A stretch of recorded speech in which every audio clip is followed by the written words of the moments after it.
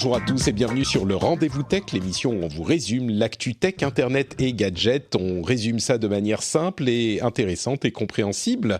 Je suis Patrick Béja et aujourd'hui on va faire un épisode peut-être un petit peu bizarre, on va avancer tant bien que mal, on va essayer et j'ai pour m'accompagner dans cette aventure Marion et encore pas Jeff. Jeff est encore pas là, je vais vous expliquer pourquoi dans un instant, mais bonjour Marion, comment tu vas, comment tu te sens ? Écoute, bonjour Patrick, ravi de retrouver les auditeurs, ravi de te retrouver. Voilà, on va avoir des choses intéressantes dans ce climat particulier. Ouais, exactement. C'est vrai qu'on parle du coronavirus depuis des semaines et des semaines dans l'épisode. Et là, je crois que jeudi dernier, les choses se sont vraiment déclenchées dans toute l'Europe et dans tout le monde occidental qui commence à comprendre vraiment de quoi il s'agit. Et donc, les choses sont un petit peu un contexte particulier, mais on va quand même parler de tech. Je vais être parfaitement honnête avec vous, j'ai essayé de faire une émission sans virus, mais malheureusement, vraiment, c'est très très compliqué et puis ça tordrait l'émission tellement que ça n'aurait plus vraiment de sens. Par contre, ce que je vous promets, c'est que je vais vous faire des news intéressantes ou un petit peu intrigantes ou presque même amusantes sur ce qui se passe et les conséquences. Donc, au moins, j'espère que ça vous distraira un petit peu, même si c'est vrai que c'est le sujet du moment. On va aussi parler un petit peu, comme on a tous les deux pas mal d'expérience avec le télétravail, peut-être de quelques astuces pour bien télétravailler. Je pense qu'on les entend beaucoup les mêmes partout, c'est parce qu'elles sont justes, mais il y a beaucoup de demandes à ce propos et certains auditeurs m'ont demandé si moi qui fais ça depuis maintenant 5 ans et plus, j'avais des astuces à vous donner aussi. Donc on va faire ça, on va bien sûr avoir des news et rumeurs beaucoup plus tech ensuite également, mais j'espère qu'on réussira à vous faire passer un moment, si ce n'est amusant, au moins vous changez un petit peu les idées pendant quelques dizaines de minutes. Mais avant ça, je voudrais quand même parler un tout petit peu de la question de l'aplatissement de la courbe. Et c'est vrai que ça n'a pas vraiment à voir avec la tech, mais au moment où on enregistre cette émission, on sort du week-end après les premières annonces. On a eu la deuxième série d'annonces du président. Et il y a beaucoup de gens qui sont sortis et qui sont allés se balader et qui sont allés boire des coups en terrasse malgré les recommandations. Et je me dis que même si c'est pas le sujet sur lequel porte l'émission, il y a une question. J'ai une petite voix dans le panorama, j'ai quelques dizaines de milliers d'auditeurs et je crois que dans ces questions de problèmes de santé publique, c'est peut-être pas plus mal de rappeler la chose et d'expliquer, parce que je suis convaincu que les gens qui sortent malgré tout, c'est parce que pour la plupart, ils ne comprennent pas l'importance de cette question d'aplatir la courbe. Donc, promis, montre en main, pas plus de 2 minutes pour expliquer ça. En fait, avec une contamination de ce type, avec une pandémie de ce type, le problème est que les services de santé, même s'ils peuvent gérer les cas de malades, la contamination est tellement rapide que la courbe dépasse la capacité des services de santé très très vite. Et donc l'idée de l'aplatir, c'est de retarder, de ralentir la répartition de la maladie sur le territoire, d'avoir aussi peu de cas que possible à la fois pour que sur la durée, les services de santé puissent gérer les malades. Et donc, même si on est soi-même porteur, si on n'a pas à grand risque, si on n'est pas en grand danger, il est très important de ralentir la diffusion et donc de ne pas avoir beaucoup de cas. Et c'est pour ça qu'on demande aux gens de rentrer chez eux, parce qu'au final, il est probable qu'une très grande partie de la population aura le virus de toute façon. Mais il est important qu'on l'ait pas tous en même temps, parce que déjà que la situation est très compliquée à gérer pour les services de santé et qu'il y a des gens qui se font soigner dans des conditions difficiles, dans les couloirs, on le voit en Italie, etc. Et ben si on rajoute des malades en plus, c'est impossible à gérer et ça provoque plus de morts, vraiment. Ah, il va déjà y avoir des morts, mais il y en aura encore plus. Donc, il est vraiment important d'être responsable et même si on ne se sent pas en danger soi, de faire tout son possible pour ralentir la diffusion de la maladie et aplatir cette courbe pour qu'elle soit allongée allongé dans le temps et qu'il n'y ait pas un énorme pic. Donc voilà, je voulais juste expliquer la chose et je mettrai en lien dans les notes de l'émission l'article de Thomas Pueyo qui est hyper pris en référence partout, qui explique ça vraiment très bien. Il existe en anglais, en français et dans plein de langues. Je vous recommande d'aller y jeter un coup d'œil. C'est en plus assez passionnant pour comprendre le fonctionnement de la maladie. Donc voilà, petit message d'utilité publique, on va dire. Je ne sais pas si j'ai fait les 2 minutes montre en main. Tu comptais, Marion? C'est bon, tu as commencé à 7, il est 9, bon timing. On n'est pas loin, on n'est pas loin.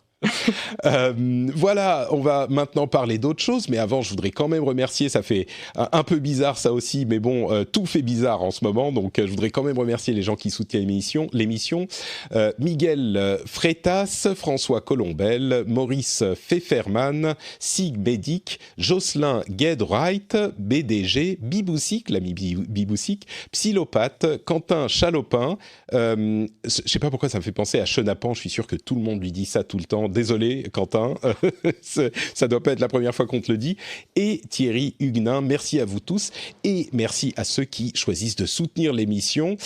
C'est grâce à vous que l'émission peut exister et qu'elle est là pour vous distraire, pour tous les autres aussi, dans ces moments un petit peu compliqués. Alors, on va commencer notre premier sujet. En fait, là encore, un sujet un petit peu différent. Parlons télétravail, puisque certains d'entre vous m'ont posé la question. Je vais vous donner quelques astuces, quelques conseils pour télétravailler au mieux, puisque beaucoup d'entre vous y sont contraints pour la première fois. Et le premier conseil que je vous donnerai, c'est celui que donne à peu près l'intégralité du monde, c'est de s'habiller le matin. Ça peut être bête, hein, mais vraiment, pour passer du mode je finis mon petit déjeuner au mode maintenant je bosse, et ben le fait de vraiment se laver, de s'habiller, ne vous asseyez pas à votre bureau avec votre ordinateur, genre en vous réveillant, en vous disant je vais checker mes mails, parce que très vite on y passe 1 ou 2 heures. Avant d'y aller, vous prenez votre douche, vous habillez, vous faites tout beau, tout propre, et là, vous commencez votre journée de travail. Je pense que c'est important. Un autre aspect, c'est aussi de prendre le temps, enfin pour moi en tout cas, vraiment prendre le temps de déjeuner. Moi, j'essaye de faire, alors j'y arrive pas forcément tous les jours, mais j'essaye de faire une vraie pause à midi, de prendre au moins 1 heure pour déjeuner en me regardant une petite série quand je peux, de prendre 1 heure pour déjeuner pour faire un vrai break. Parce que là encore, quand on est à la maison et qu'on bosse de la maison, on a tendance à faire dépasser les moments de travail et à pas avoir de limite. Donc ça peut vraiment aider. Moi, ça me fait un break, ça me permet de repartir pour le reste de la journée. Sinon, c'est une longue une longue session ininterrompue. Parce qu'en plus, il y a un truc à noter, c'est que on n'a pas les interruptions des collègues. On va pas à la machine à café, on va pas aller voir ce que fait Élodie de la compta, on n'a pas ces petites interruptions qui permettent de décompresser un petit peu. Souvent, il n'est pas rare que quand on bosse de chez soi, on part dans un tunnel et on bosse sans s'arrêter. Donc, bref, la pause déjeuner, c'est important. Et séparer le boulot du reste de la journée, c'est important aussi. Si on a 2 ordinateurs, c'est idéal. Ou alors, Cassim, l'ami Cassim, nous disait une session de Windows différente, une pour le boulot, une pour le perso, ça peut être utile. Un autre truc également, c'est faites attention à votre posture. Il est possible que à votre boulot, vous ayez des chaises de bonne qualité, peut-être même des bureaux designés par des gens qui font attention à la posture, que ça soit ergonomique. C'est peut-être moins le cas chez vous, ou peut-être que vous allez prendre une chaise de la cuisine et vous mettre sur une table de la cuisine pour bosser. Si vous pouvez, faites attention à ça, que ça soit les bonnes hauteurs, etc. Et levez-vous régulièrement. Là encore, la question du tunnel, c'est très possible de se mettre 2-3 heures sans se lever, sans bouger. Les montres connectées d'ailleurs font ça très bien. Elles vous donnent un rappel toutes les heures, par exemple, pour vous lever. Il suffit de pas grand-chose, hein. Vous vous levez 1 minute, vous faites 2-3 étirements et ça aide énormément. Alors c'est le cas au boulot aussi, mais on le fait peut-être plus naturellement quand on a des collègues, quand on a des réunions, etc., etc. Donc pensez à ça. Et enfin, dernière astuce de mon côté, c'est un truc qui m'a été recommandé par ma femme, qui a lu ça quelque part. Alors, c'est pour les enfants. Le nôtre, les crèches viennent de fermer là en Finlande. Enfin, elles sont pas fermées, mais on demande aux gens de les réserver aux personnes qui ne peuvent pas garder leurs enfants chez eux et qui ont, enfin, les personnels de santé. Ou c'est tout bête, hein, mais nous on vit à la campagne et par exemple, on a besoin que les agriculteurs, on n'y pense pas, mais que les agriculteurs puissent continuer à faire leur travail, parce que sinon on n'aura rien à manger à l'automne. Donc ne serait-ce que ça, il faut leur laisser la place. Bref, notre fils sera à la maison, on va essayer de s'organiser pour le garder aussi, mais il est un petit peu trop jeune pour ça, mais pour des enfants un peu plus âgés, c'est pas mal d'avoir un emploi du temps divisé en plusieurs blocs de 30 ou 45 minutes en fonction de l'âge, et de l'expliquer aux enfants et de lui dire maintenant, pendant 45 minutes, de faire des activités. Tu vas faire ceci, un petit jeu ou les devoirs ou ceci ou ce genre de truc. Et puis, au bout de 45 minutes, on arrête ce qu'on fait, on va les voir et on leur donne un petit timer pour leur montrer, voilà, c'est tant de temps que tu vas devoir faire ce truc. Et puis, on va les voir, on change d'activité. On essaye 2-3 fois par jour au moins de leur consacrer vraiment une période où on va être avec eux 20-30 minutes, ce que c'est, et sans aucun boulot à côté. Mais c'est une manière d'organiser la journée avec les enfants qui peut aider. Évidemment, ça va pas être facile, hein, et ça va être facile pour personne, mais ça peut aider un petit peu. Donc voilà pour mes quelques conseils de télétravail. Je me demande, Marion, si toi tu en as d'autres auxquels j'aurais pas pensé, peut-être. J'ai des collègues aussi qui ont des enfants et qui partagent leurs astuces. Alors moi, j'en ai pas besoin, mais du coup, c'est intéressant parce qu'ils, avec leurs partenaires, par exemple, l'un s'occupe de l'enfant le matin, comme ça, le papa peut, par exemple, travailler le matin et le papa prend le relais l'après-midi, et comme ça, la maman peut travailler l'après-midi 100% consacré. Donc c'est intéressant de, à la fois cumuler ces petites périodes de 30-45 minutes, parce que ça aussi, je l'ai vu passer comme information. Ça a l'air de bien marcher. Il faut planifier un petit peu les programmes et les définir avec les enfants aussi quand c'est possible. Mais ça a l'air de bien marcher. Et pour l'instant, mes collègues ont l'air de faire ça. Enfin, ils vont tester cette semaine, principalement. De mon côté, il y a pas mal d'outils collaboratifs sur lesquels vous pouvez vous reposer. Donc, l'écrit, c'est votre meilleur ami quand vous travaillez à distance. Alors moi, j'ai la chance d'avoir une société qui a déjà tout mis en place pour qu'on soit vraiment compatible télétravail à fond. Donc en fait, on a toutes les prises de décision qui se font à l'écrit via GitHub, par exemple. Donc dès qu'on a un problème à résoudre, on va ouvrir un espèce de petit article de blog avec un petit formatage qui dit définir en une phrase quel est le but de votre article, quel est le problème à résoudre, quel est le contexte et les informations que vous avez, quelles sont les informations qui vous manquent, etc., etc. Je traduis un peu au fur et à mesure, mais et au final, après, on partage ça sur Slack une fois que c'est publié. On partage ça sur Slack en mentionnant les collègues. On l'a mentionné également dans GitHub, mais on le partage sur Slack parce qu'il y a plus de visibilité. Et ça permet ensuite de communiquer, d'être un peu plus dynamique. Il y a les outils aussi pour ceux qui font des sessions d'idéation où il y a besoin, par exemple, de faire des sessions de post-it, de brainstorming, etc. Il y a l'outil Miro, MIRO, qui est assez pratique, miro.com, où vous pouvez collaborer sur un tableau blanc digital, on va dire numérique, comme ça, tous ensemble. Et vous pouvez faire ces sessions de brainstorming. Voilà, il y a plein de Trello aussi, c'est assez pratique. Donc en termes d'outils, voilà, tout ce qui est à l'écrit va vraiment vous aider. Et plus vous êtes capable de structurer votre pensée à l'écrit, plus ça va aider vos collègues justement à être réactifs et à pouvoir travailler et collaborer avec vous de manière efficace. Très bien, effectivement, il y a plein d'outils de ce type-là. Je rappelle les noms de ceux que tu as mentionnés. Alors Slack, évidemment, qui est une sorte de grande chatroom qu'on peut diviser par sujet si on le souhaite, avec différentes chaînes. C'est celle qu'on utilise pour les patriotes, pour les gens qui soutiennent l'émission. On a le Slack, je vous en parle de temps en temps depuis longtemps.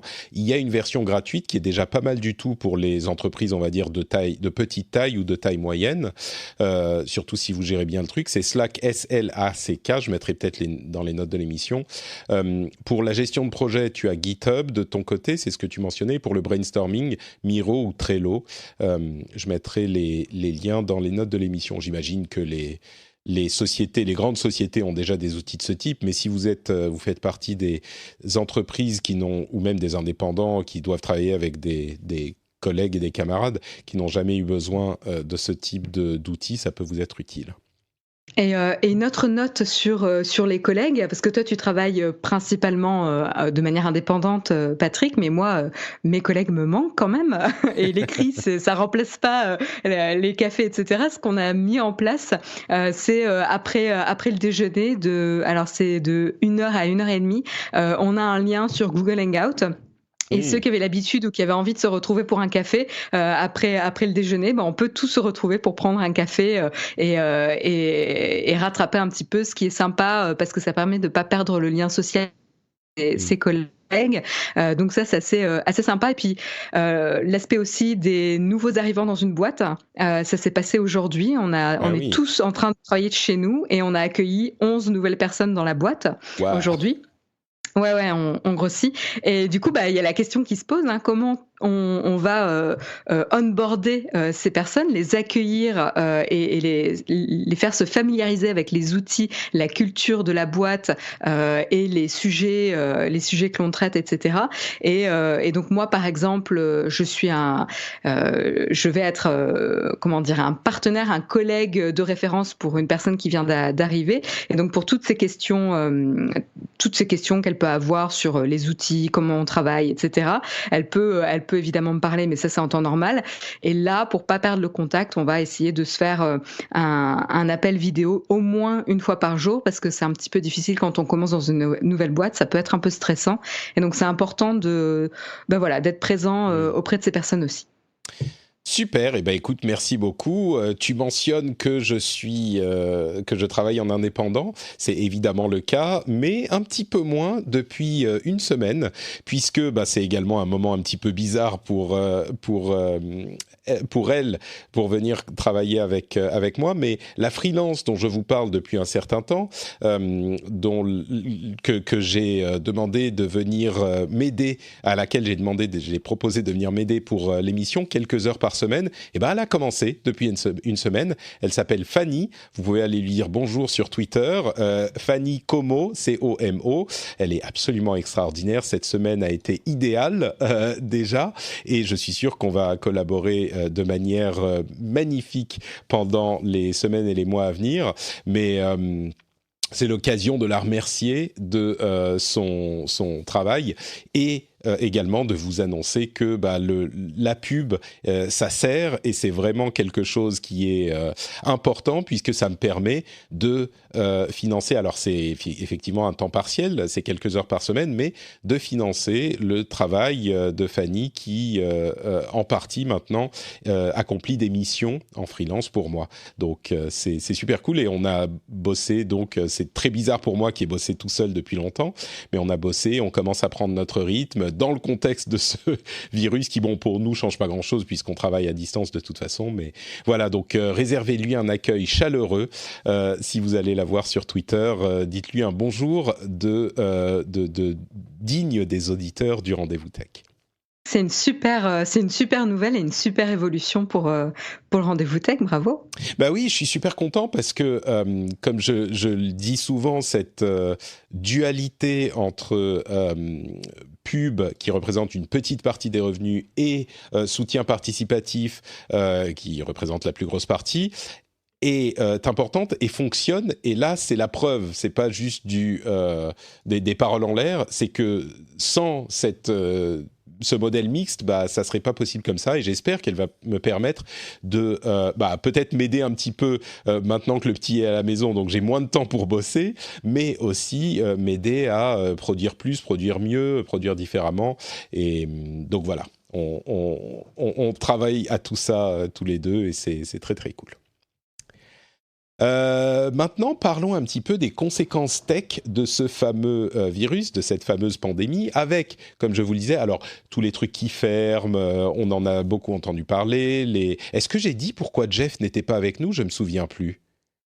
Je sais pas si je l'ai mentionné Alors, dans l'émission. Oui, voilà, c'est ça. Je me pose la même question. Je sais que tu l'as mentionné quand on s'est dit bonjour hors antenne, mais je suis pas sûre que tu l'aies précisé Ouais, aux auditeurs. Alors, durant je vais le l'émission. faire. Ouais.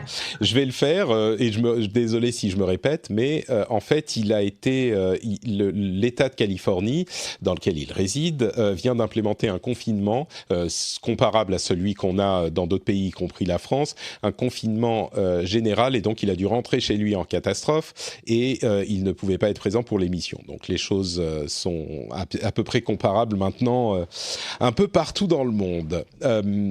Mais, comme je le disais, toutes ces histoires de confinement, les boîtes qui bossent à distance, les commerces qui ferment, on connaît tous. Des trucs un petit peu plus intéressants. Telecom Italia, a annoncé que le trafic sur son réseau avait sauté de 70%, principalement à cause de jeux comme Fortnite, à partir du moment où l'Italie a fermé ses écoles, ce qui est assez intéressant à constater. C'est assez amusant. C'est pas le jeu en lui-même, les parties en elles-mêmes qui causent cette hausse du trafic aussi substantielle. C'est surtout le téléchargement des patchs et tout ça. La plateforme Steam a également dépassé les 20 millions d'utilisateurs simultanés. C'est la première fois que ça leur arrivait. Et Niantic, les développeurs de Pokémon Go, a changé les mécaniques du jeu pour faire en sorte que les joueurs n'aient pas besoin de marcher loin pour pouvoir jouer au jeu. Donc ça affecte effectivement, principalement, c'est peut-être un truc dont on pouvait se douter, les réseaux internet et le jeu vidéo. Bah, c'est un petit peu normal. Moi, ça ne va pas me déplaire. Les gens s'adonnent à ce loisir qui est également une passion pour moi. Donc Oui, c'est. J'ai passé mon dimanche à pas le dimanche entier, mais à pas mal jouer, et du coup, grâce au rendez-vous tech, pas à cause du rendez-vous tech, mais grâce au rendez-vous tech, je sais pas si c'est vraiment grâce, j'ai réouvert Pokémon Go parce que du coup j'étais curieuse. Mais donc, tu as pu jouer de chez toi sans te déplacer. Non, mais c'était pour l'aspect journalistique. J'ai fait une enquête, Patrick, pour voir justement les évolutions du jeu. Alors, j'ai vu aucune différence pour l'instant. D'accord, c'est peut-être pas encore en place alors. Peut-être que j'ai pas encore bien mis à jour l'application, mais en tout cas, oui, j'ai pu jouer. Et du coup, j'ai un peu relancé tous les jeux que j'avais oubliés qui étaient cachés sur mon smartphone. Donc, ça promet. Écoute, je peux également recommander aux auditeurs d'écouter Positron. Il y a un backlog de plus de 100 épisodes avec 2 ou 3 conseils de trucs cool dans chaque épisode. Donc des jeux, des films, des séries, des livres, de la musique. Si vous avez besoin de conseils, Positron, c'est un podcast qui vous intéressera peut-être. Très très bon podcast. N'est-ce pas Il nous manque. Tout à fait objectif. Oh bah écoute, il y en a de temps en temps. Le dernier, c'était il y a 2 semaines, je crois. Même pas, une semaine. Ah mais attends, alors je suis plus abonné, il faut que je me réabonne. Ah, voilà, parce c'est vrai, il avait été interrompu pendant un moment, mais je l'ai ramené. Donc, mais il faut que tu fasses de la campagne de pub là sur ton compte Instagram. je vais promouvoir Positron, c'est pile le bon moment en plus. Ah oui. Il y a également les sociétés tech qui offrent, quand on parle de connexion Internet, Free offre 1 giga de données pour la 4G, même aux forfaits les moins chers. Donc 1 giga, ça permet de voir venir un petit peu. Canal+, c'est entièrement gratuit pour tout le monde. Aux États-Unis, AT&T et les autres fournisseurs d'accès ont déclaré qu'ils allaient ne pas activer les limites de données, à la fois pour les réseaux mobiles et les réseaux filaires. Ce qui est intéressant, enfin il y a 2 choses intéressantes là-dedans, c'est que d'une part, si vous ne le saviez pas, aux États-Unis, ils ont des des caps, un nombre des limites. Des limites, voilà, merci, c'est difficile le français. Des limites de données pour les réseaux filaires aussi, même si vous êtes en fibre, vous avez une limite à quelques dizaines ou centaines de gigas. Et ce qui est intéressant aussi, c'est que là, ils vont faire sauter les limites. Donc leur argument qu'ils mettent les limites parce que leur réseau pourrait pas tenir, là les réseaux ils vont tenir, croyez-moi, et c'est de manière intéressante, ils vont tenir, et ça montre que en fait la capacité c'est vraiment une démarche commerciale et pas une démarche de capacité, quoi. Ça, c'est très intéressant. Ça sera encore plus intéressant de voir l'après-événement de santé internationale, de voir justement comment ça va faire évoluer potentiellement les règles. Bah, c'est sûr que à ce niveau, ça risque de faire évoluer les règles, mais ça va peut-être faire évoluer les règles et les habitudes pour tout un tas d'autres choses également. Le télétravail, par exemple, peut-être que les gens vont s'y habituer, les sociétés vont implémenter les choses, pas de manière permanente, mais de manière occasionnelle. Il est possible que forcer les sociétés, les acteurs de la vie sociale changent un petit peu leurs habitudes, c'est vrai. Ah mais je pense que ça va avoir un impact, comme tu dis, assez important sur, notre manière de travailler, notre manière de consommer. On va le voir avec, notamment la livraison. Par exemple, la télémédecine aussi, qui avait une vraie barrière à l'adoption de ce service. C'est-à-dire que vous, consultez un médecin à distance via un appel vidéo. Et ben, ça, il y avait une vraie barrière à l'adoption. Bah, là, c'est un événement qui fait que de beaucoup, beaucoup, beaucoup de personnes, se lancent, pour utiliser pour la première fois la télémédecine. Donc c'est assez intéressant de voir l'adoption et l'évolution des usages. Ben, c'est vrai qu'en plus, toi, tu l'as mentionné, mais on le rappelle, tu travailles pour la société Alan, qui fait de l'assurance, de la néo-assurance, comme on a les néobanques. C'est une des solutions que vous voyez dans votre travail quotidien, la télémédecine. Vous avez ce genre d'outils déjà en place depuis avant la crise ou... Oui, on a un partenariat. En fait, c'est pas nous qui le faisons directement. On a un partenariat avec Livy, que tu dois connaître puisque ça vient des pays nordiques. Donc voilà, ils étaient déjà présents en France. C'est à ça que j'allais en venir en fait. Oui, pardon, je t'interromps, mais c'est quel outil utiliser? Parce que si on dit aux auditeurs, bah, la télémédecine c'est possible. Comment ça s'appelle? Livy, L-I-V-I. Exactement. D'accord. Alors c'est la société Crae. Je sais pas si tu connais plus cette société. Pas plus, non. Mais voilà, enfin c'est un des acteurs majeurs de la télémédecine. Et donc en France, il y a Livy, mais il y a également Doctolib, qui fait de la télémédecine aussi. Ah oui, d'accord, je savais pas de Ah oui, Doctolib, les gens connaîtront effectivement. Et Livy, c'est livy.fr. Donc c'est très simple. Et donc on peut consulter un médecin en télémédecine avec cette app. C'est tout à fait intéressant à savoir. D'accord. Et à savoir que le gouvernement a assoupli les règles de remboursement pour les consultations en télémédecine. Voilà. J'avais regardé la chose la semaine dernière pour une autre raison, et c'est vrai que la télémédecine a été implémentée, ça fait 10 ans enfin les tests ont commencé il y a même presque 15 ans, mais c'est vraiment implémenté depuis un an et demi, et c'est autorisé, les remboursements, enfin bref, vous pouvez vraiment faire de la télémédecine depuis un an et demi, donc j'imagine que ces apps utilisent la législation en vigueur qui a changé il y a un an et demi pour fonctionner. Oui, mais elle a été assouplie juste là récemment pour le coronavirus, oui. Mmh. Ok, donc voilà encore une des conséquences. Il y a toutes les questions de télétravail. Il y a Zoom, qui est une société qui fait de l'appel vidéo. Alors il y a certains dont les valeurs boursières montent, même si toutes les autres dévissent. J'imagine que Zoom en fait partie. La montée de WhatsApp également, en particulier en Italie, et Microsoft Teams, qui a eu du mal à suivre d'ailleurs. D'après ce que j'entends, les commerciaux de Microsoft Teams, ils vendent des licences mais à tour de bras. Bon, il faut le temps que les réseaux s'adaptent aussi. Et un autre aspect intéressant par cette question de télémédecine qu'il faut mentionner aussi quand même, c'est le fait que la division entre les gens qui sont dans le monde numérique et qui peuvent, et ceux qui n'y sont pas ou qui ne peuvent pas pour leur travail, cette division s'accélère, ou en tout cas est de plus en plus visible. C'est un truc qui est évidemment auquel on peut pas, je crois, grand-chose aujourd'hui tout de suite comme ça, mais c'est intéressant de le constater et de voir que la fracture numérique, mais là au niveau vraiment pratique, c'est pas juste parce qu'on peut pas aller consulter Google, mais cette fracture numérique qui est beaucoup plus importante, soit parce qu'on n'a pas accès, soit parce que dans son boulot, on peut pas travailler à distance, et pour le coup, elle prend une importance démesurée, quoi.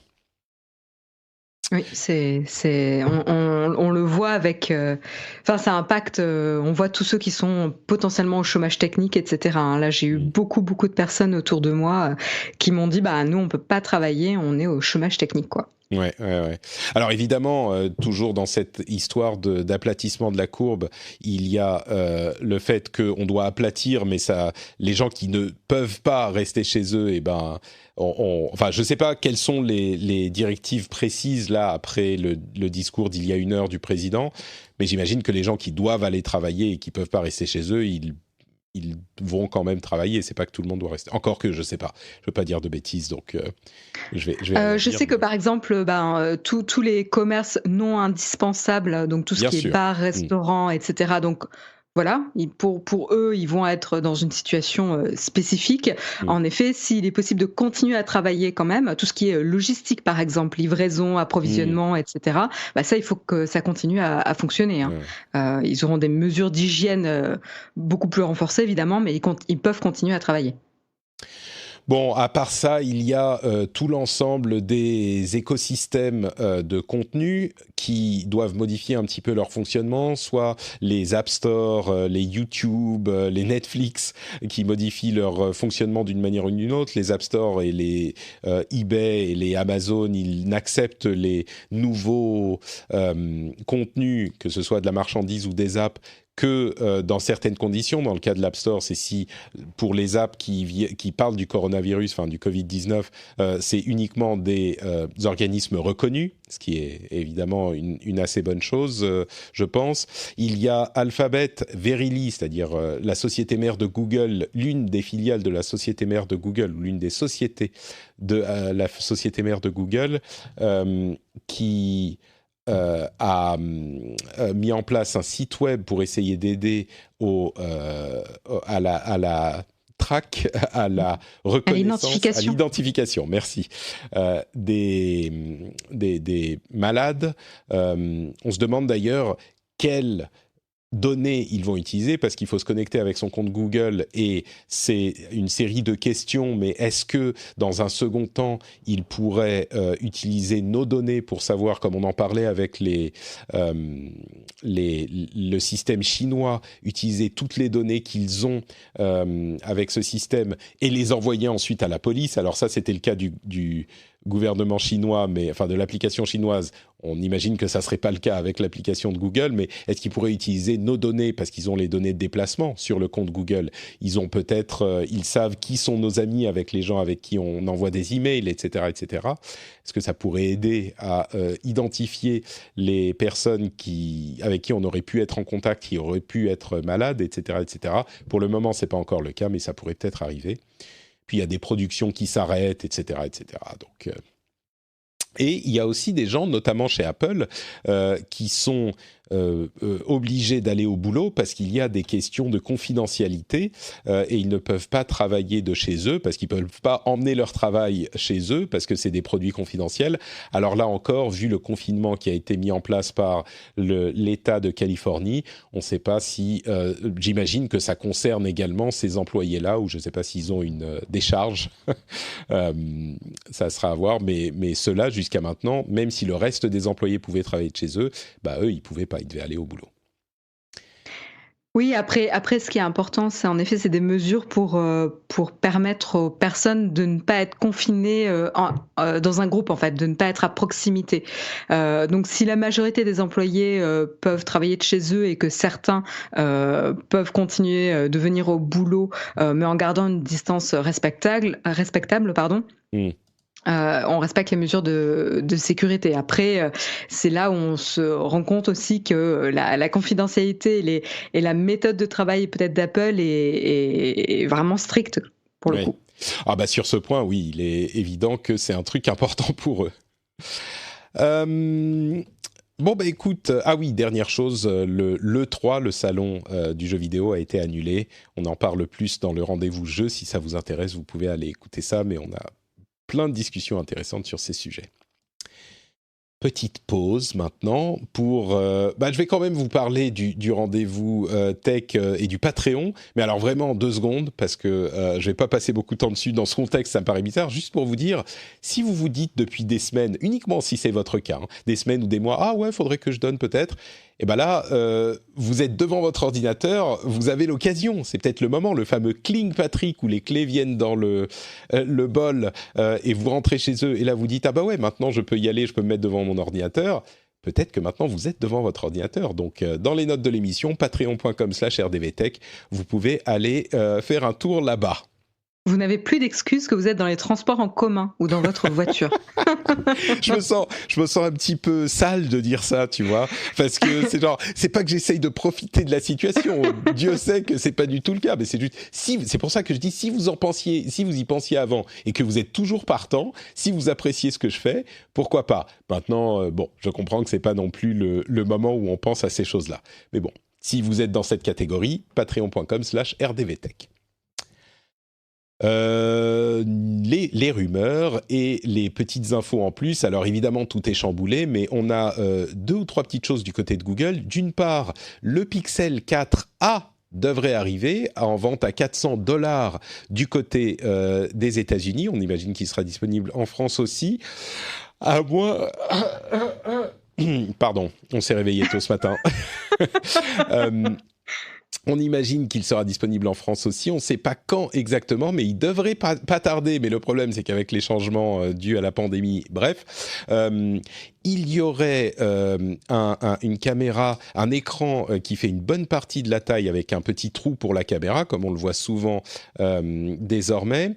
Ça fait à peu près la taille de l'iPhone 10, enfin des nouveaux iPhones, mais avec un petit trou qui se voit presque pas. Sur le côté pour la caméra. Dans un des angles. C'est ça, dans un des coins.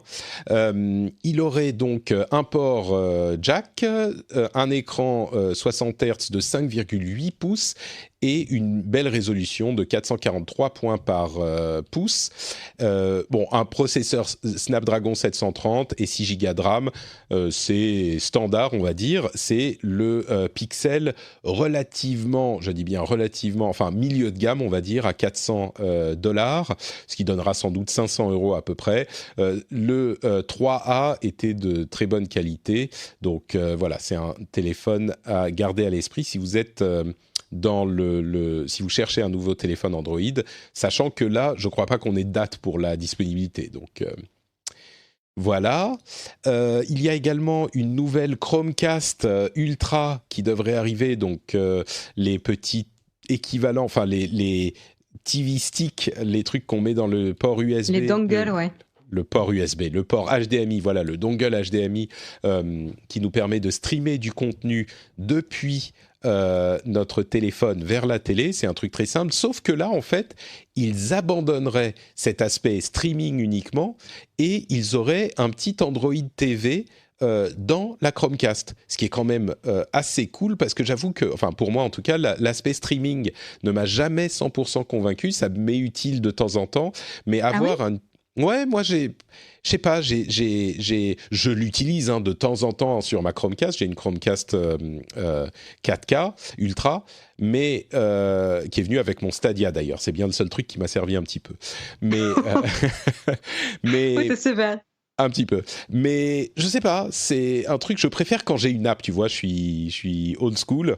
Moi, t'as une app sur ton smartphone? Oui, mais je sais pas pourquoi, le fait de l'envoyer depuis le smartphone sur le truc, je préfère quand il y a une app bien séparée.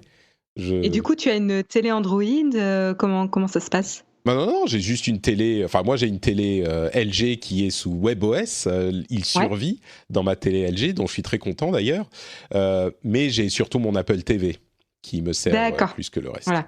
Oui, parce que moi, je suis une fervente admiratrice et fan de Chromecast. Je l'ai utilisé, j'ai utilisé la première génération. Là, j'en ai encore une, même si j'ai une télé compatible Android. Et je trouve ça super pour le prix que c'est. Tu rends n'importe quel écran un peu bête smart et c'est super pratique. Enfin, c'est vrai que c'est pas le même but que une box qu'on va mettre sous sa télé avec des apps. C'est vraiment pour rendre une télé bête, la rendre intelligente à un tout petit prix, même si les Chromecast ont monté en prix avec la montée en résolution. Et là, j'imagine qu'une version avec Android TV dessus sera peut-être un petit peu plus chère aussi. Donc, c'est un produit intermédiaire peut-être.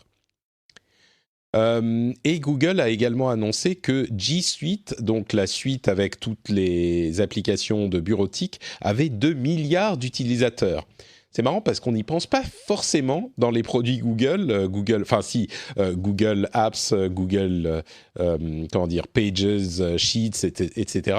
On y pense, mais on n'imagine pas que c'est 2 milliards d'utilisateurs, c'est quand même beaucoup, beaucoup. C'est presque autant que Facebook. Donc, c'est pas du tout le même type de produit, mais ça compte. Tu travailles avec quelle suite, toi? On est sur Google Sheet. Ah ben, complètement. Je pose la question, j'ai ma réponse. Ah, d'accord, j'avais pas compris que tu posais vraiment la question et que tu t'étais donné toi-même la réponse en la posant, oui.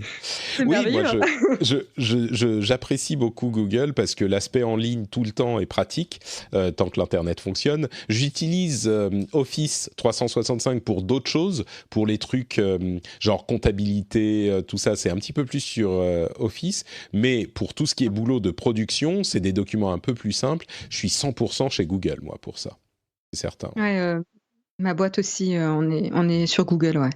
Ouais. Je pense qu'il y en a beaucoup qui utilisent ça et puis ils te proposent. Moi encore, j'utilise la version gratuite, mais c'est vrai que pour pas trop cher, tu peux te créer ta version de la suite bureautique de Google qui est soit hostée chez Google, soit même. Je crois qu'on peut la hoster chez soi. Non, peut-être pas. Ça, je pense peut-être à Microsoft. Mais oui, il y a plein de boîtes qui utilisent ça comme leur suite bureautique. J'imagine que c'est le cas chez vous, quoi. Oui. Oui, tout à fait. Mais alors, oui, tu me poses une question sur où est-ce que c'est hosté, enfin hébergé. Alors là, tu vois, je suis pas du tout sûre parce que du coup, on a des obligations justement sur la gestion des données. Donc, Tout à fait, oui. C'est pour ça que j'y pensais. Mais je pense pas que Google vous laisse installer ça sur vos serveurs à vous. Mais j'imagine qu'il y a peut-être des instances plus protégées du côté de chez Google parce que j'ai du mal à imaginer que Google vous laisse installer ça chez vous. Mais je sais pas, peut-être en même temps. Après, on stocke pas de données sensibles sur ces fichiers, quoi. Oui, bien sûr, ouais. C'est pas chez Google. Pas les données des utilisateurs, quoi. Peut-être, ouais. Enfin, chez Google, sur la suite bureautique, parce que Google fournit ce genre de service aussi, comme Microsoft et Amazon, évidemment. Alors, on parle un petit peu d'Apple également. Google et Apple, c'est bien, on fait les deux côtés des applications, des écosystèmes de smartphones. Toute dernière petite news qui vient de tomber là, chez 9to5Mac, qui continue à collectionner les rumeurs. Le fameux iPhone 9 et 9 Plus, donc c'est ce dont on parle comme iPhone SE2, donc la version moins chère des iPhones. Notez bien que je dis moins cher et pas cher. Mais bon, on serait dans le même ordre d'idée que pour le Pixel 4a. Ça serait 2 téléphones au final et pas un seul. Et ils utiliseraient la puce A13 Bionic. Donc le A13, c'est le processeur qui est dans les iPhone 11 et 11 Pro. Donc, comme pour le SE, il utiliserait la dernière puce disponible chez Apple, et donc ça serait a priori, en fonction du prix qu'ils obtiennent, un très très bon rapport qualité-prix et qui tiendrait assez longtemps s'il est disponible là dans les semaines et le mois à venir, ce qui semble être la rumeur. On parle d'un téléphone qui aurait, on a 2 tailles, 4,7 et 5,5 pouces, je crois bien. C'est ceux dont on entend parler. Il y a aussi des iPad Pro qui arrivent dans ces versions, également des nouveaux modèles qui arrivent en modèle 11 et 12,9 pouces. Mais oui, l'iPhone SE, c'était un super hit de la part d'Apple. Oui, il avait le meilleur de ce qui pouvait se faire à un prix super abordable pour Apple. Oui, mais bon, disons que c'est un téléphone à un prix milieu de gamme. On était autour de 400-500 €, je crois, si je ne m'abuse. Et c'est la raison pour laquelle, je vais expliquer un tout petit peu quand même, mais la raison pour laquelle c'était à tel point un bon rapport qualité-prix, c'est que l'appareil, comme on le dit, bénéficiait du tout dernier processeur parce qu'Apple voulait en faire une ligne de production et le produire pendant plusieurs années. Pendant 4 ou 5 ans, je crois que le SE est sorti en 2015, quelque chose comme ça, je vais vérifier. Et donc, évidemment, au moment de la sortie, c'était 2016, pardon. Donc au moment de la sortie, il avait des processeurs tout dernier cri, et donc il était vraiment de super intéressant. Au fil des années, évidemment, son processeur n'a pas évolué, donc il est devenu un peu moins intéressant. Mais là, on se retrouve dans le même cycle, a priori, pour cet iPhone 9 et 9 Plus. Et au moment de sa sortie, ça sera vraiment un bon deal, puisque vous avez alors, il y a plein d'autres aspects au téléphone, bien sûr, hein, et notamment l'appareil photo, mais pour la moitié du prix, on pense, le même processeur que sur les trucs super haut de gamme. Donc, c'est à noter si vous cherchez un téléphone dans les mois à venir. Apple serait en train de travailler également à une app de fitness qui s'appelle Seymour, c'est son nom de code, et qui fonctionnerait sur iOS, bien sûr, mais aussi watchOS et tvOS. Donc, une app de fitness qui vous suit sur tous vos appareils. Si vous êtes dans l'écosystème Apple, c'est encore un truc où on se dit, mais comment on n'y a pas pensé plus tôt? Alors, c'est aussi un truc où on se dit, c'est encore un truc de concurrence peut-être déloyale et d'abus de position dominante parce qu'ils viennent chasser sur le terrain des autres apps de fitness. Mais effectivement, ils sont tellement dans l'accompagnement du sport et de l'activité physique, une app de fitness. Moi, j'en ai essayé beaucoup.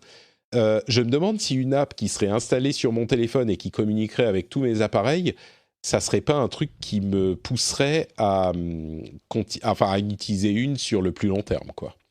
Même sur ton Apple TV? Exactement. J'abandonnerais mon Wii Fit et je me baserais sur l'application d'Apple, peut-être. Nintendo ou Apple, cœur balance. C'est dommage qu'il ne l'ait pas sorti en septembre dernier, pour le coup. En septembre dernier. Parce que là, avec les événements actuels, c'est quand même l'idéal pour sortir une app de fitness pour pratiquer du sport chez soi. C'est vrai. Ça, elle connaîtrait un pic d'utilisation, mais comme je pense c'est le cas de toutes les applications de ce type en ce moment. Ouais. Je pense aussi, ouais. La rumeur qui fait plaisir, j'imagine, à Jérôme, encore que lui, il écrit tellement mal que je suis pas sûr qu'il utiliserait cette fonctionnalité, c'est la reconnaissance d'écriture manuscrite avec le Apple Pencil, avec leur stylet. Donc ça serait encore un truc qui existe à beaucoup d'endroits par ailleurs, mais la reconnaissance d'écriture manuscrite, ça pourrait aider pas mal de gens dans l'utilisation professionnelle des iPads. Moi-même, je pourrais être intéressé. Toi, tu l'utilises, le Pencil ?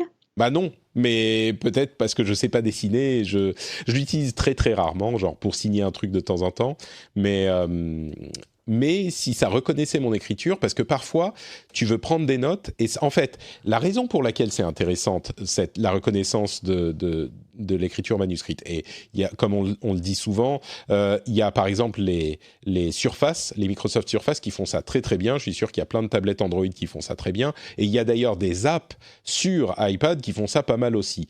Mais, comme toujours, quand c'est intégré à l'OS et au système, c'est peut-être un petit peu plus facile à utiliser.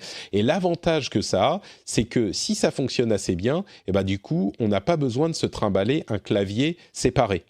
Ça marche bien avec le stylet et ça peut permettre de rendre la station de travail, en quelque sorte, iPad, plus mobile, plus fonctionnel, sans avoir le clavier en plus. Donc ça pourrait être cohérent qu'ils le fassent, quoi. Une amende d'1 milliard d'euros a été décidée à l'encontre d'Apple pour des questions d'anticompétitivité. Alors, c'est pas tellement dans le domaine numérique, c'est plutôt dans le domaine de la distribution, avec une sorte de cartel qui aurait été formé entre Apple et deux de ses revendeurs pour ne pas se faire de concurrence et garder les concurrents hors de portée. Alors, Apple, c'est le contraire. Apple fait appel. Apple fait appel, donc c'est pas encore le cas, mais c'est évidemment une amende monumentale, surtout au niveau de la France. Voilà, il y a plein d'autres petites rumeurs de chez Apple, mais je crois qu'on va attendre la WWDC qui aura lieu, elle aussi, en numérique, en virtuel. Apple l'a annoncé il y a quelques temps. Donc, pour les annonces des prochains OS, du prochain iOS, il y a plein de petites choses, mais je crois que c'est pas forcément la peine de partir dans les détails qui n'intéressent pas forcément grand monde. Ah, ça va être intéressant quand même si on revoit un petit peu le système de fonctionnement de la page d'accueil d'iOS, qui a quand même pas bougé depuis pas mal de temps. Ça peut être assez sympa. Je suis assez curieuse de voir ce qu'ils vont nous présenter. Il semblerait que ça soit une liste d'applications qui puissent être classées différemment, un petit peu comme ce qu'on trouve sur Android, Oui. effectivement, qui pourraient être classées en fonction de l'utilisation récente ou du nombre de notifications, etc. C'est d'autant plus intéressant que plus on a d'apps, moins il est facile de les retrouver. Donc là, ça peut effectivement être une sorte de classement automatique pour cette version liste des applications. Toi, c'est un truc que tu utiliserais, que tu attendrais? Non, mais je sais pas si Ah ça d'accord, tu t'en fous, spécifiquement, j'ai cru que ça te plaisait. Mais je sais pas si ça j'utiliserais, mais une des choses que j'aime le moins sur iOS, c'est la gestion des apps en fait. Moi, j'étais fan de la gestion de Windows Phone. Ne rigole pas. Non, non, mais il y avait des choses très Je te bien dans dis de pas Windows rigoler. Phone. Pardon, c'était mécanique, mais non, non, il y avait des choses très bien sur Windows Phone, oui. Oui, donc là, c'est vrai que c'est tout bête, hein, mais le fait d'avoir une liste des dernières applications utilisées qu'on mettrait, à laquelle on aurait accès facilement, je sais pas, avec un swipe en haut, en bas, j'en sais rien, ils verront comment ils le font, mais ne serait-ce que ça, les dernières applications utilisées, la plupart d'entre nous, on a genre 150 applications installées et 10 qu'on utilise vraiment tout le temps. Donc, si tu peux juste les mettre, t'as pas besoin de les organiser, c'est juste les dernières que tu as utilisées, bah voilà, c'est plus facile d'accès. Et c'est vrai que ça serait un truc qui serait bon à avoir sur iOS aussi, quoi. Ou même, il va repérer les usages aussi et il va te mettre en avant les applications que tu as l'habitude d'utiliser à tel moment de la journée ou quand tu arrives dans un lieu, etc. Bah ça, c'est déjà le cas, par contre. Ça, si tu vas Un à petit droite, peu. tu as les 4 applications proposées par... Pardon, c'est pas à droite, c'est en haut, en bas. Quand tu swipes vers le bas, tu as 4 applications proposées par Siri. Tu peux en avoir un petit peu plus si tu le souhaites. Et moi, je m'en sers souvent, ces applications. Il y a souvent celles dont j'ai besoin. Donc, c'est un petit peu une version de ça. Ah, c'est vrai qu'on peut en Ouais, mais avoir 8, là j'avais pas vu. c'est toi-même qui va le déclencher, quoi. Alors que là, ça a l'air un peu mieux intégré Bah, je ne sais pas si tu pourras choisir cette version de la liste d'app comme affichage par défaut. Je ne suis pas convaincu. Je crois que tu as toujours ton affichage classique des apps sous iOS et il faut aller quelque part pour avoir cette liste-là, non? Ou je me trompe peut-être? Alors, il y a deux choses, en fait. Il y a la notion par liste, et puis après, il y aura des suggestions intelligentes d'applications à ouvrir à un certain moment. Oui, mais ça, c'est... Ah, et elles s'afficheront sur ton écran par défaut, ces suggestions? T'as pas besoin Je sais d'aller pas, dans un... elles se feront facilement accessibles. Alors, je sais pas comment ils vont le faire, mais là, Ouais. le raccourci que tu donnes, c'est toi qui le déclenche, en fait. Oui, mais c'est vraiment, je swipe vers le bas et là, suggestion de Siri, j'ai 8 apps qui sont suggérées pour mon utilisation en fonction de l'heure, de la journée, de Oui, mes oui, tout à fait. utilisations Mais a préférentes. priori, là, ça va un peu plus loin. Donc, D'accord. je sais pas jusqu'où, mais ça serait Peut-être une intéressant. zone de l'écran où directement il te suggérerait ça si tu le souhaites, des apps qui s'afficheraient toutes seules sans que tu aies besoin d'aller les chercher, c'est possible. Bah, c'est comme la touch bar du MacBook Pro, quoi. Tu n'augures pas d'une qualité Ah, m'en parle pas, je déteste satisfaisante. cette touch bar. J'ai récupéré un bouton Escape normal, là je suis contente. Ah d'accord, avec t'as acheté un nouveau MacBook Pro, c'est ça? Ouais, j'ai la dernière version là, et rien que le bouton Escape, c'est un Ouais. bonheur. Je crois il y a beaucoup de gens qui détestent cette touch bar. Il y a des gens qui s'en foutent. Moi, je fais partie des gens qui s'en foutent un peu. Ça me gêne pas plus que ça. Mais il y a peu de gens qui l'adorent vraiment, cette fonctionnalité. Donc, Jérôme l'adore pour les emojis. effectivement, l'utilisation est essentielle. Tiens, en parlant de Jérôme, il nous a parlé de ses Galaxy. Je ne sais plus s'il a fait le S20 et le S20 Ultra ou lesquels il a... Si, c'est le S20 Ultra, j'ai regardé son test, enfin ses premières impressions, ouais. On commence à avoir des reviews de manière assez peu surprenante. Ils sont d'excellente qualité, c'est Samsung. Le truc qui est intéressant à noter, c'est que beaucoup de gens semblent dire que le S20 et le S20 Plus sont plus intéressants que le S20 Ultra qui sert pas forcément à grand chose en fait. Le Ultra, c'est celui où il y a vraiment tous les meilleurs trucs possibles. Évidemment, le prix est en conséquence, mais peu de gens semblent le recommander, pas parce qu'il est moins bon, mais parce qu'il apporte pas grand-chose de plus que les S20 et S20 Plus qui sont déjà hyper bons. À noter. Oui, ça fait un peu de la surenchère, quoi. Un petit peu, ouais. TikTok a lancé un centre de transparence à Los Angeles. Ils se battent vraiment comme des fous pour essayer de montrer patte blanche, on va dire. Dans ce centre de transparence, des experts extérieurs peuvent aller regarder le code, regarder la manière dont le contenu est modéré, etc., etc. Donc, ils essayent vraiment de s'assurer que l'ombre de la Chine n'est pas trop sur eux, et l'application continue à grossir énormément. Et en plus, ByteDance, la société mère, non seulement ils poursuivent leurs efforts avec TikTok en Afrique, ce qui est un marché évidemment hyper prometteur pour l'avenir, et ils sont en train de signer des deals avec des créateurs d'Instagram et de YouTube en Afrique. Ils grossissent beaucoup au Kenya, au Nigeria, en Afrique du Sud, etc. Donc ils partent à la conquête de l'Afrique, et ils ont également j'en parlais la semaine dernière, un site de streaming de musique en Inde, et ils ont l'intention de passer de 60 000 à 100 000 employés en 2020. Alors là, oui, c'est spécifiquement TikTok, c'est pas ByteDance dans son ensemble. Ils ont 60 000 employés. Tu te rends compte ? C'est fou, hein ? Mais TikTok, pour une application ? Mais oui, mais tu te rends compte à quel point c'est monumental. TikTok, c'est en train vraiment de grossir et de concurrencer les Twitter et les Facebook et les Instagram. Bon, on n'y est pas encore, mais la trajectoire... Mais je me demande qu'est-ce qu'ils font, ces 60 000 employés, parce que c'est une application.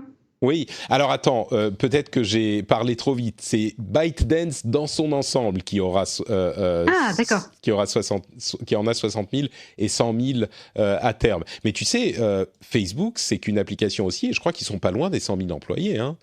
Oui, non, mais il faut voir. Bon, Facebook, c'est un peu plus complexe que TikTok, ouais. On est d'accord. Puis là, il y a de la dette technique. Hein. Oui, on est d'accord. Mais oui, donc ByteDance, dont TikTok, je pense, représente la principale activité quand même. Hein. C'est pas non plus que ils sont 150 à bosser sur TikTok chez ByteDance, tu vois. Mais je serais curieux, peut-être qu'il faudrait qu'on fasse la recherche de savoir combien de ces 60 000 employés aujourd'hui bossent pour TikTok. Ouais, ce serait intéressant, ouais. Mais tu sais, quand ils sont en train d'essayer de s'étendre à ce point dans le monde, et qu'ils gèrent toutes ces difficultés avec les États-Unis, etc., mine de rien, et qu'ils font... Enfin, il y a du monde, quoi. Il y a du monde.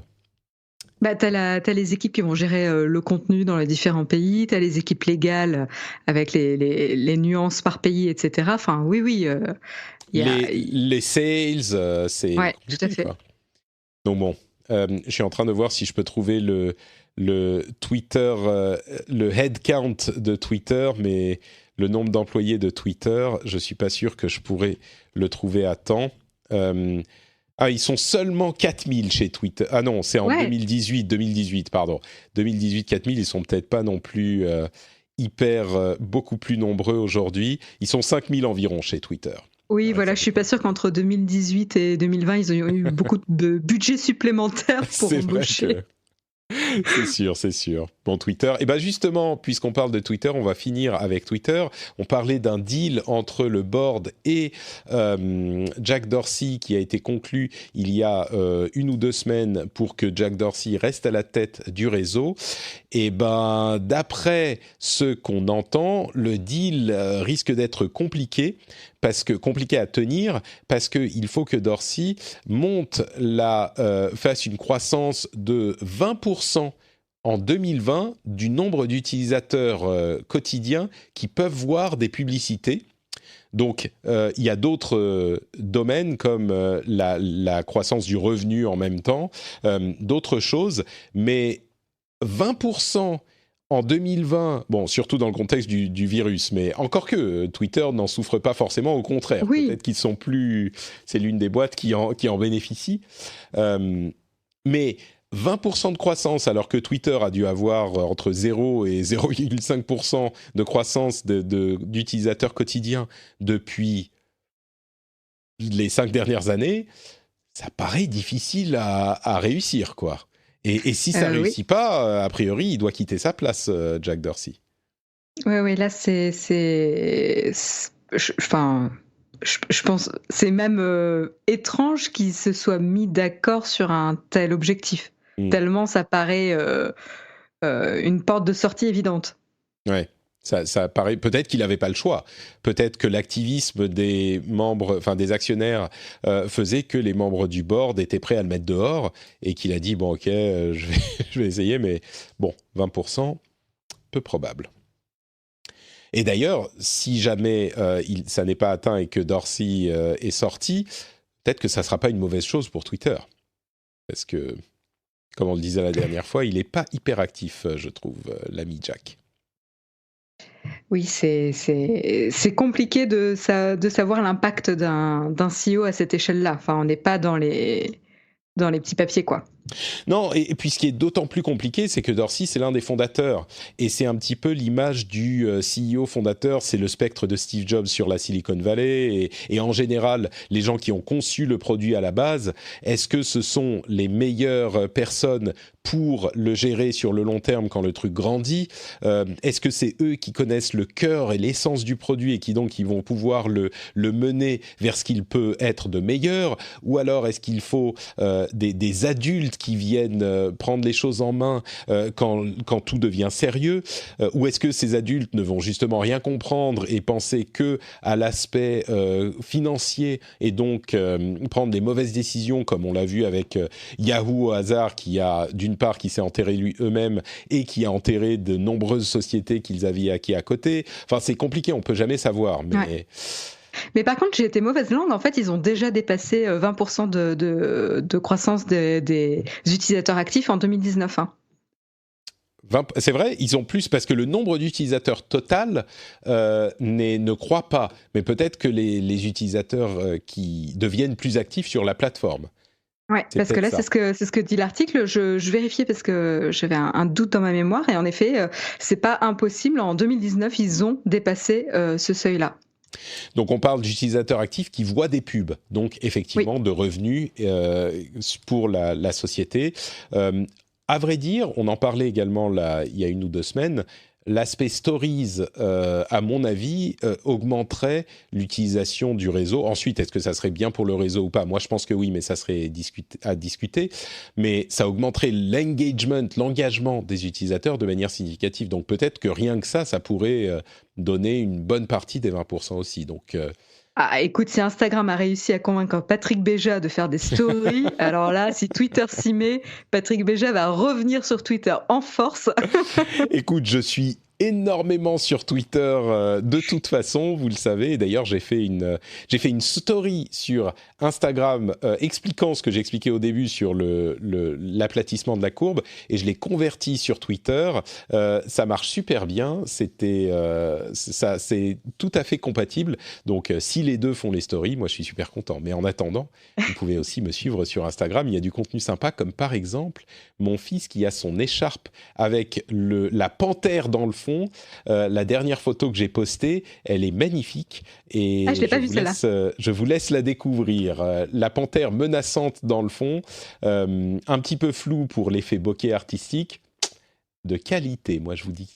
Mais elles sont très sympas tes stories. T'as un bon mélange professionnel, personnel. Ah merci, j'apprécie. Venant de toi qui est une personne de goût, c'est forcément un beau compliment. Oh là, je sais pas. En termes de réseaux sociaux, je sais pas. Bon, bah, en tout cas, justement, on arrive à la fin de l'émission. Est-ce que, pour parler de réseaux sociaux, tu peux nous dire où on peut te retrouver sur les réseaux sociaux? Bien sûr, vous pouvez me retrouver comme d'habitude sur Twitter, justement, au pseudo Aisea Design, ou sur la chaîne YouTube Naotech TV. Magnifique, le lien vers ton Twitter sera dans les notes de l'émission, comme le lien vers mon Twitter, mon Instagram et puis aussi le Facebook. Mais allez voir du côté d'Instagram, il y a des trucs sympathiques, je pense que ça pourrait vous plaire. Et il y a également le Patreon sur patreon.com/rdv. Tech. Vous avez le lien dans les notes de l'émission. Et puis, comme on le disait, c'est le moment. Faites un truc sympa. Un truc sympa, c'est de devenir patriote et vous pourrez bénéficier du contenu bonus qui est disponible sur le Patreon. Et si vous donnez à ce niveau, il y a l'accès au Slack qui pourrait bien vous divertir également, voire vous faire procrastiner un petit peu pendant le confinement. Donc, n'hésitez pas à aller jeter un coup d'œil là-dessus. Ça prend 2 secondes et ça aide énormément, évidemment. On vous remercie de nous avoir écoutés et puis on vous donne rendez-vous dans une semaine. Dieu sait comment ça se passera à ce moment, mais nous, en tout cas, on sera là pour vous faire passer de bons moments. Ciao à tous.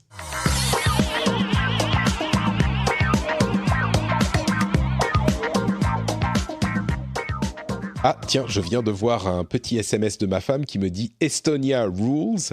De quoi s'agit-il ? L'Estonie propose de donner son outil d'éducation numérique. Ils sont hyper en avance sur tout ce qui est numérique, en fait, en Estonie. Ils le donnent gratuitement pour aider les autres pays, pour faciliter l'éducation à distance. C'est pas mal, ça. Chapeau, hein, franchement. Ouais. L'Estonie est très, très... Oui, comme je le disais, ils ont énormément de systèmes qui sont en ligne. Ils ont, bon, on en parlera peut-être un jour, mais c'est très, très avancé chez eux. Et du coup, je suis curieux de voir si d'autres vont l'adopter, parce que s'ils ont un système qui fonctionne, Dieu sait qu'il y a beaucoup de profs et de lycées et de collèges qui se grattent la tête en se demandant comment ils vont pouvoir faire les choses. Ça, si c'est un système tout fait qui peut être converti facilement, ça pourrait être pas mal. Ouais. T'as déjà fait un numéro spécial Phileas Club sur l'Estonie et l'éducation ? Sur l'Estonie, oui, pas sur l'éducation spécifiquement, mais sur l'Estonie, tout à fait. Pour ceux faut que je le retrouve. Ouais, pour ceux que ça intéresse. Alors attendez, je vais frenchspin.com. Alors Phileas, c'est Phileas, comme Phileas Fogg. C'est une émission que je fais en anglais pour ceux qui la connaissent pas, où on parle avec des gens de tous les pays du monde, enfin de plein de pays, et on parle de l'actualité, de voir comment ils perçoivent l'actualité vue de leur pays avec leur culture, leur background. Et en l'occurrence, alors je vais voir si je retrouve l'épisode avec l'Estonie. Non, je vais pas le retrouver. Je ne sais plus où il est, mais il est quelque part. Et je viens de faire un épisode là, il y a aujourd'hui, ce matin, où j'ai parlé de la pandémie et de la manière dont les différentes populations en Corée du Sud, en Italie, en France, en Finlande et aux US, en fait, les étapes à travers lesquelles sont passées les populations. On parle évidemment plutôt de la Corée du Sud et de l'Italie, les étapes presque psychologiques un petit peu par lesquelles sont passés ces différents pays. Et il y a des choses très intéressantes et on voit qu'on est peut-être dans le domaine, dans le même parcours. Donc ça peut... je pense que oui, mais c'est ce qu'on aurait dû nous faire comprendre bien avant. Je veux dire, psychologiquement, on est nous aussi on suit les mêmes étapes. Genre, au début, on se dit « Ah, mais c'est pas possible. Non, c'est une rigolade, c'est une blague. » Et puis, tu sais, c'est presque les 5 étapes ou les 4 étapes du deuil, tu sais. Oui, exactement, ouais. Avoir l'acceptation, etc. Ouais, l'énervement, l'acceptation, etc.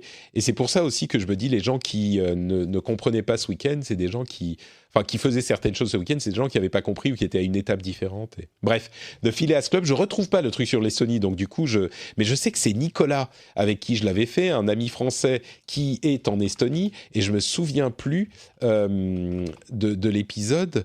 Et je suis sûr qu'on avait fait... Ah non, peut-être que c'était la vie On n'avait pas fait un spécial sur l'Estonie. On avait fait... Il était militaire dans la marine. Et on avait fait un épisode spécial avec lui sur sa vie dans la marine française. Life in the French Navy. Exactement. C'est l'épisode 104. Mais il était venu nous parler de l'Estonie, mais pas dans un épisode spécial, juste comme intervenant normal dans d'autres épisodes, je crois. Mais maintenant, je suis plus sûr. Donc, il faut que tu en fasses un dédié. Hein. Écoute, voilà, le programme est pris. Nicolas, si tu écoutes encore le Rendez-vous Tech, on se recontacte et on fera ça à un moment. Ça serait une bonne idée. Bon, allez, on va se coucher. Et j'ajoute un tout dernier petit truc, je me suis réveillé ce matin avant que l'on ne fasse le montage avec Fanny et je me suis rendu compte qu'il y avait un truc assez cool qui se passait aux États-Unis au niveau des cinémas, c'est-à-dire que certaines sociétés vont mettre des films actuellement au cinéma, puisque tous les cinémas ferment, en location sur Internet. Et ça, c'est super cool et on se dit « Ouais, génial, on va pouvoir voir les films ». Non, évidemment, en France... Bon, disons que normalement, c'est pas possible à cause de la chronologie des médias. J'espère que le gouvernement va s'attaquer aux choses véritablement importantes et faire une loi d'urgence pour que les films qui devraient être au cinéma puissent être diffusés immédiatement sur les services en ligne divers qui nous sont proposés. Donc voilà, quelque chose de vraiment important pour laquelle la tech peut vraiment aider à garder l'activité et le bonheur du cinéma présent partout chez nous.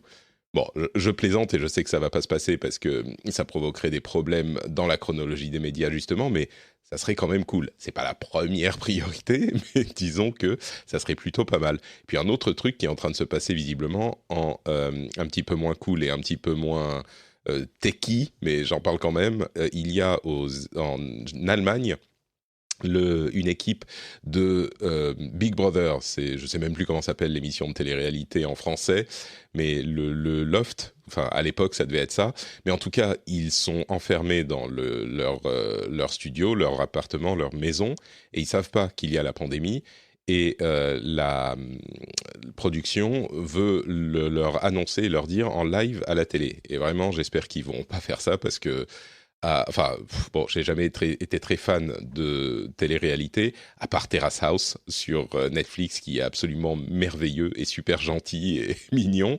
D'ailleurs, si vous voulez des recommandations de trucs à regarder, c'est peut-être le moment de vous mettre à Terrace House.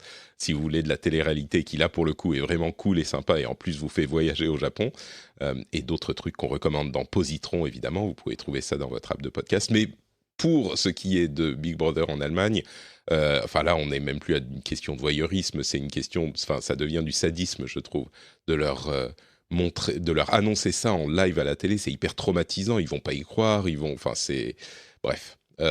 Donc voilà, encore des conséquences. Bon, celle-là, elle est un petit peu moins tech que l'histoire des films qu'on diffuse sur les services en ligne, mais ça serait cool que ça soit possible en France aussi. Bon, évidemment, les films seront un petit peu plus chers que les locations habituelles, ça sera genre une vingtaine de dollars d'après ce qu'ils veulent faire. Mais bon, tous les films qui sont décalés, mais ceux-là pourraient être mis à disposition de cette manière, ça serait cool. Allez, cette fois, c'est vraiment fini et je vous donne rendez-vous dans une semaine. Restez chez vous, soyez courageux, tout va bien se passer. Et comme je l'ai vu sur Internet, nos grands-parents ont été appelés à la guerre. Nous, on est appelés à rester sur nos canapés. On devrait pouvoir s'en sortir pour la plupart d'entre nous. Ça ne devrait pas être trop traumatisant. Donc, bon courage, on est tous ensemble. Je vous envoie de grosses bises et on se parle une nouvelle fois dans une semaine. Ciao à tous.